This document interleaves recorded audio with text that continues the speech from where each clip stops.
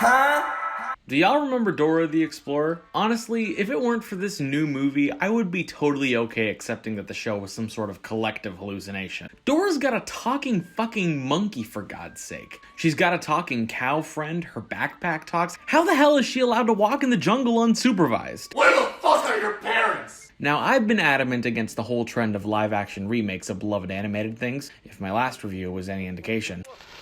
I hate this channel. No! But this I can get behind. Maybe. Dora and the Lost City of Gold is a film adaptation of the beloved children's show from the early 2000s, directed by James Bobin, the director of The Muppets and Muppets Most Wanted, not making that up. Boo.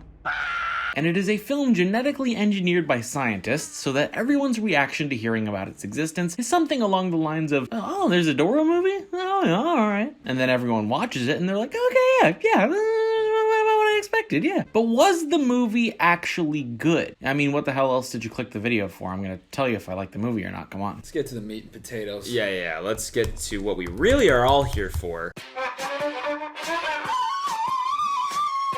The movie is about a young Dora who lives in the jungle, which jungle is never specified, and who lives with her two explorer parents, played by Michael Pena and Eva Longoria. Side note, has Eva Longoria even been in a good movie in the past 10 years? Get him! Turns out the show that we know and love is just Dora and Diego tripping off of acid or something, and the real treasure was the friends we made along the way. And also the Lost City of Parapata that fuck. Also the Lost City of Parapata that fuck. Also the Lost City of Parapata that Dora's parents have been searching for, whatever. Diego moves away, and now Dora's all grown up and played by Isabella Moner, previously known for her role in Sicario: Day of the Soldado. And well, that's interesting because son of a bitch! With her parents straight up abandoning her, Dora must go to high school with an older Diego, played by Jeff. And try to adapt to regular life. But adventure always calls when you're an explorer, or some shit like that, I don't fucking know. Now, on paper, this story sounds interesting, and the first half of the movie is a pretty serviceable teen drama. It almost feels like a college humor sketch. Like, what if Dora was in high school, but she was still a weird kid show character? Except unlike college humor, it's actually funny. Sorry, Brennan. Just because something doesn't work, doesn't mean it doesn't work. The problem is, after the first half of the movie, Dora goes back into the jungle and it becomes your stereotypical Indiana Jones, Tomb Raider, Goonies knockoff, which is kinda disappointing. But this movie does have one saving grace, and that is as follows. Dora and the Lost City of Gold is the most batshit insane movie I have ever seen.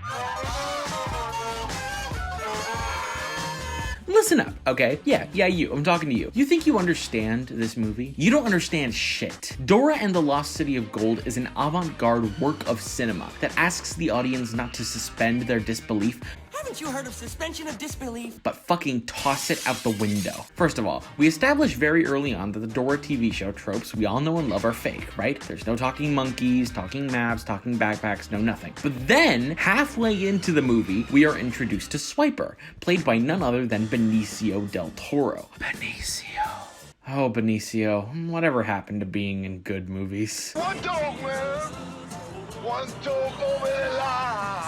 Now, here's the thing. I'm a simple guy. I like simple things, okay? Yeah, I like Coca-Cola, I like rap music, I like fucking Chinese food, and I especially like it when movies have a consistent logic. Dora as a child, hallucinating. Dora as an adult, real world shit. Easy enough. But okay, do you know what I like much more than when movies have a consistent logic? When they don't. Like, if you're gonna establish that Dora is hallucinating the talking animals in the beginning, why would you keep the talking fox? Answer, way more entertaining. Also, it was probably cheaper to hire Benicio for voiceover. Benicio. Why are there weird temples in the jungle with stereotypical puzzles built into them? Answer, way more entertaining. Side note, does anyone remember the Legends of the Hidden Temple movie that Nickelodeon did a couple years ago? Because it's basically the same movie as this one, but that one didn't have Michael Pena making an elongated joke about raves that sounds like it came from 2011. Go get it!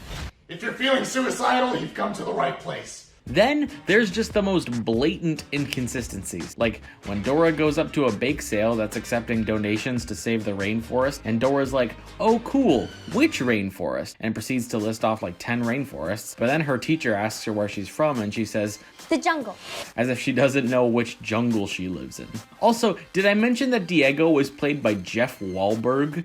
Jeff Wahlberg? Yeah. Huh, can't see the resemblance. Justin Bieber looking ass. Get him! And then there's the fact that the last 30 minutes of this movie are a literal acid trip. I'm talking hallucinogenic substances. I'm talking giant golden monkeys. I'm talking Boots voiced by Danny fucking Trejo. Oh, fuck you! This movie's funny as fuck. And I made it onto Yai, so I think I know what's funny and what's not, okay? My wife's boyfriend loves your channel. And also, the credits of this movie literally just rips off High School Musical. I didn't know I wanted this in a Dora movie, but now that I have it, I don't regret it. Basically, what I'm trying to say is that Dora and the Lost City of Gold is the best movie ever made. There has never been a better movie created for the screen in any way whatsoever, and you can't prove me wrong, so don't even try. Light to Decent 7 should have had more Benicio. There he goes. One of God's own prototypes. A high-powered mutant of some kind never even considered for mass production. Too weird to live, and too rare to die.